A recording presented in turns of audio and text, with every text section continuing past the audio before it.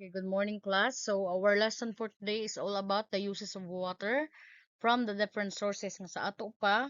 Ang mga gamit kuno sa tubig gikan sa nagkalain-lain nga tinubdan. So, water is one of our most important resources. Pinaka-importante gina nato nga panginhanglanon ang tubig. Anywhere we go and whatever we do, we always need water. So, bisag asa kuno ta mo ngadto, bisag kung sa atong buhaton, kinahanglan gid ta pirmi og tubig. We need water as much as we need air to breathe. So kung nagkinahanglan tag hangin para mga ginhawa, para sa gihapon na ato pagpanginahanglan sa tubig. It is also a renewable source, meaning pwede ra siya nga mabalik-balik, no, ang kanang tubig nga atong gigamit. Renewable. Naara siya source basta dili lang nato siya maabusaran. So ngano man nga moingon man ta nga renewable because water can be recycled, no? Can be recycled. Bisag kanang mga tubig nga hugaw nga naa sa palibot, if they evaporate, they will be already clean na kung mo go down na sad sila as rain. Okay, so now let's discuss the sources and kinds of water. Number one here is we have groundwater, which refers to any source of water found beneath the soil layer of the earth's surface. Meaning, groundwater gikan sa ilawom sa yuta. It seeps into the soil or between rocks and other materials in the ground, meaning nituhop siya ngadto sa yuta, padung ngadto sa mga bato sa kinailaw man gyud, no, filtering the water. It accumulates in the underground layer called water table. So dito sa ilawom sa yuta, ilawom sa kabatuhan, na siya gitawag og water table. Adto dito mapundok ang tanan mga tubig, no? The groundwater is considered to be the cleanest water and contains plenty of dissolved minerals which the human body needs. So, taliwas sa atong gihuna-huna nga kanang atong gipangpalit nga mineral water is not mineral water na. Those are uh filtered na siya nga water. And then wala na siya mga minerals kay gi-treat man na siya. So, ang mga water nga naay pay dissolved minerals unya mas makaayo sa atong lawas is katong yung mga tubig nga gikan sa tubod, no? Kanang natural pa ang mga dissolved minerals nga naa dinha naapil.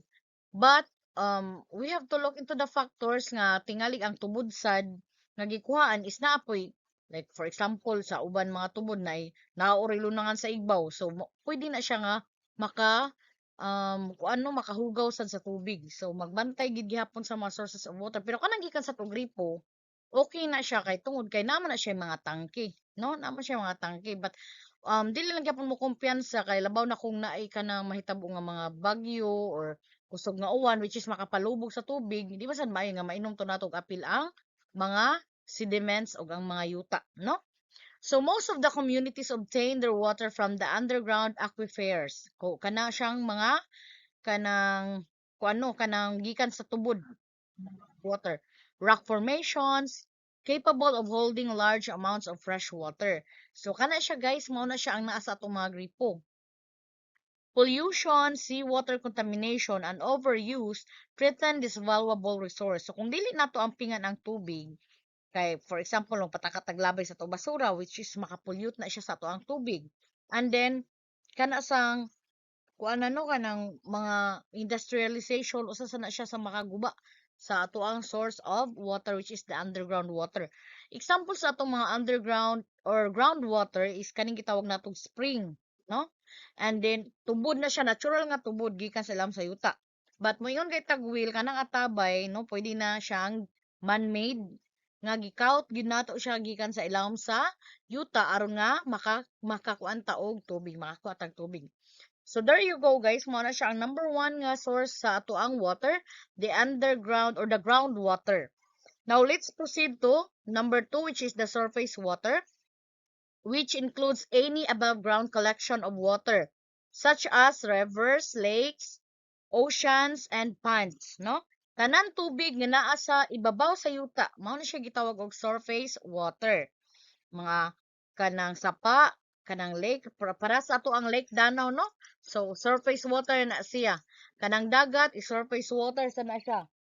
Okay. So, mao na siya ang mga surface water. Some sources of surface water are, unsa man, also feed by underground aquifers. Meaning, ang kanang uban mga surface water para sa nang lake, gikan gyapon na siya sa ilawom, natural, no? So,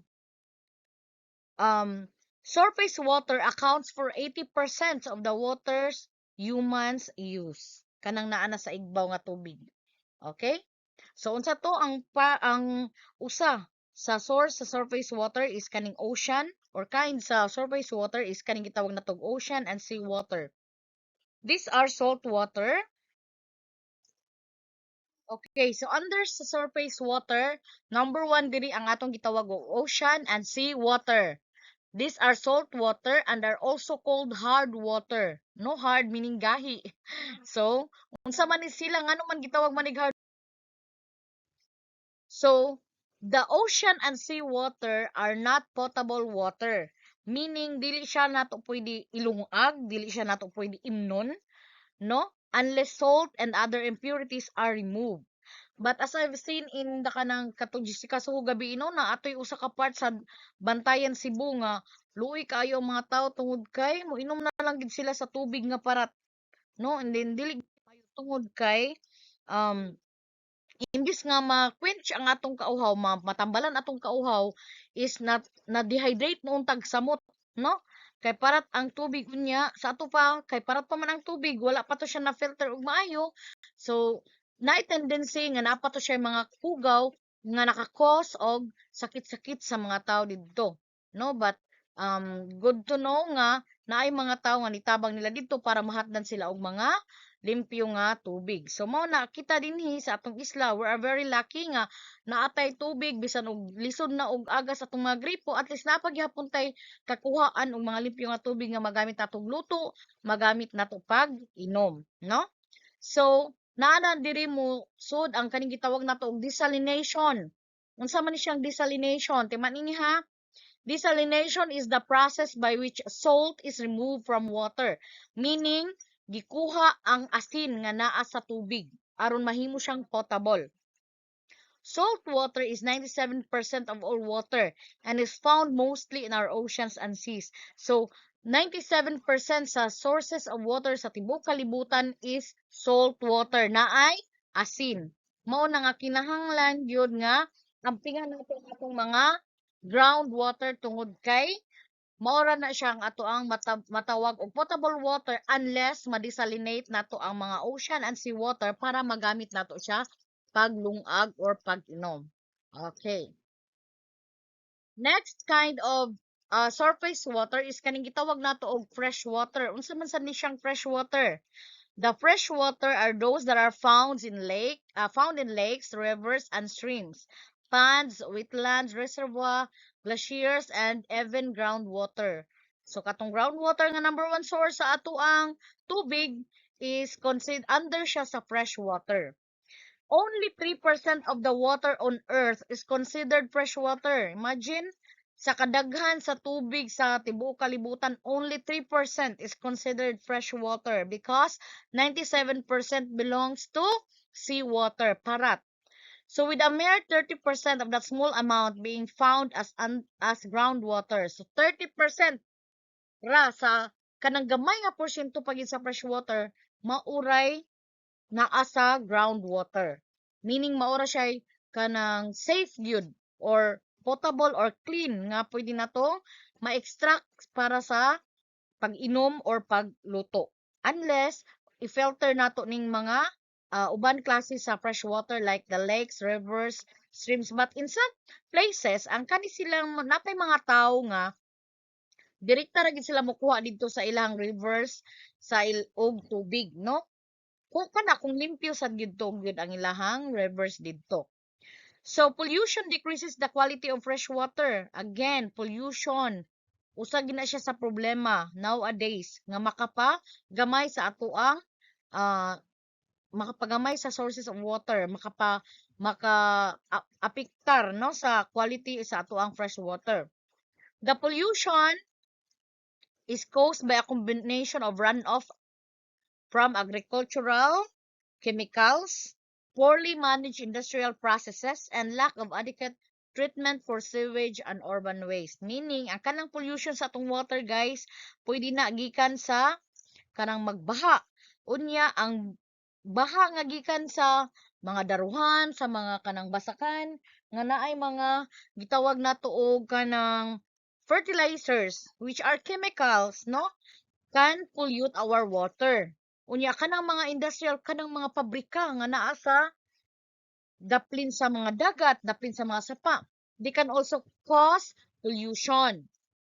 Unya, ang kanang mga sewage og urban waste kanang mga gikan sa mga CR nga naa sa mga urbanized area like sa mga lungsod, syempre mo ditso man na siya didto sa mga sewers or kanang gitawag natong mga imburnal. Unya, kung wala na siya treatment system, dili na siya ma-filter ang mga hugaw didto, usa nga mungadto sa dagat, they can cause pollution of our waters. So mao na siya no nga daghan gid kaayo ang kinahanglan nga pag-atiman sa ato ang tubig. Labaw na kay only 3% ang ato ang fresh water.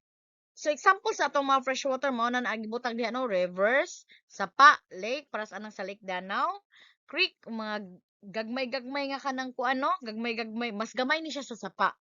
And then pond, mas gamay sad siya sa lake. Wetlands, meaning kanang mga basakan, kanang mga kanang si tawag ana, kana bang mga naay mga part nga kanang daplin sa daplin-daplin na sa lake o kana mga wetlands na siya. So unsa may other sources sa water? Kaning gitawag nato og clouds. So syempre ang panganod kay kuan naman na siya ang panganod, mao naman na siya ang mga water vapor, no? Kanang mga inalisngaw sa kalibutan, napundok dito sa igbaw sa langit, mao nang mapormag clouds. So mao na sila mapuno na sila pag maayo mo dark na ang color sa atong clouds, mao na siya mag-anam og naog mahimong uwan. Okay? Then icebergs kanang naa sa mga North Pole and South Pole, no? Kanang dagko kayo nga mga bukid sa mga ice are sources of water. Dayon glaciers kanang mga part nga nag-snow or kanang nabantok na nga mga ice, mao na siya ang usa na sila sa mga source of water. And then ato isumpay diri ang uses and importance of water in our daily activity. Kamo unsa may gamit sa tubig sa inyoha? Number one, of course, pag-inom. And then paglimpyo, no? Pagwashing, maglaba, maligo, sa pag-andam og kanang pagkaon na preparing food, cooking and other household uses. Mao na siyang ato ang pinaka-importante nga gamit sa fresh water. So ang fresh water sad sustain the plant and animal life. So karon lagi kay El Nino man no, wala pagiuwan unya lisod pagid og tubig sa atong mga gripo, daghan sa atong mga tanom ang kanang kuan na nangamatay na kawala na bubo-bubo.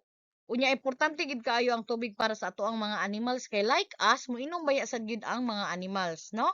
So fresh water is also used to water plants and given to animals to drink. Without water, plants will wither, animals and people will die of thirst, and we don't want that to happen. Dili ta gusto in taon nga dili ta makainom kay for sure. Mo nang giingon no, mas maayo pa nga kanang you will run the day without food kaysa walay tubig. Kay mao ginay number one gyud pinakapaspas makapatay sa tao kung dili lang sad ka considering your tolerance no of without water. So fresh water in rivers, lakes and springs is used for recreation. So kana para sa ato ang Lake Danau, di ba? Recreation meaning gigamit siya para nga himuong kanang suroyanan sa mga tao, no? But of course, we have to take care. Ato ang pingan nga dili ta makakontaminate sa water ana nga mga area ha. One can go swimming or boating in these places. Clean rivers and lakes are also a rich source of shrimps, crabs, and shellfish. Okay, so paras diya sa ato ang Lake Danau, makakuha ta dihag mga lain-laing klase sa isda, no? Naay tilapia, naay sa may gitawan na kanang haluan, kanang gitawag diha og kanang unsa man nang usa oy di ko kakuan sa di na ko kaila sa uban isda basta kay naay mga daghan mga fresh water nga mga isda sa mga lakes. And then naasad to siya gitawag nato kanang mga uwang no. I know you can already see kay duol-duol ra man asad sa inyo ha ang kanang lake unya makaadto-adto ra man gid mo ana anytime nga ganahan mo. So I know makita mo ng mga different um fish and mga kuan other animals diya sa ato ang lake. So, rivers and lakes whose water is not very clean may still be useful.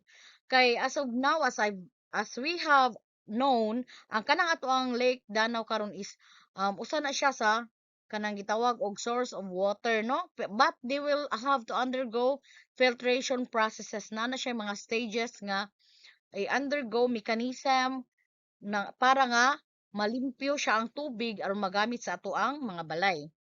So they can serve as roads of transportation for boats. O syempre, kay magkuan man ta.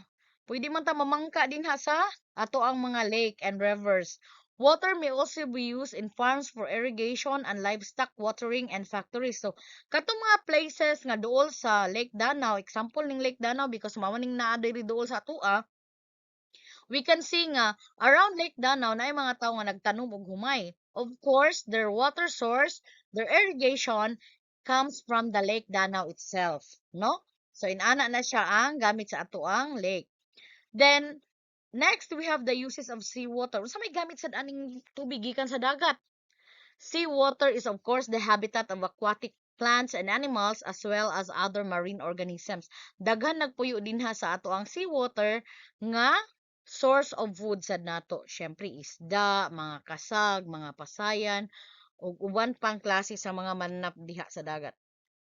The ocean, seas, rivers, lakes, and ponds are the habitats of most of the aquatic plants and animals which are used mainly for food and medicine. So dili ta mo ingon nga ay wala gamit ang kanang dagat kay parat man na dili. Tungod kay gipuy-an sa na siya og lain-lain klase sa mga mananap ug mga tanom nga naa gihapoy gamit sa ato aside from food, gigamit sa nato siya for medicine. Okay? Then next, what is the uses of groundwater? Unsa may gamit aning groundwater?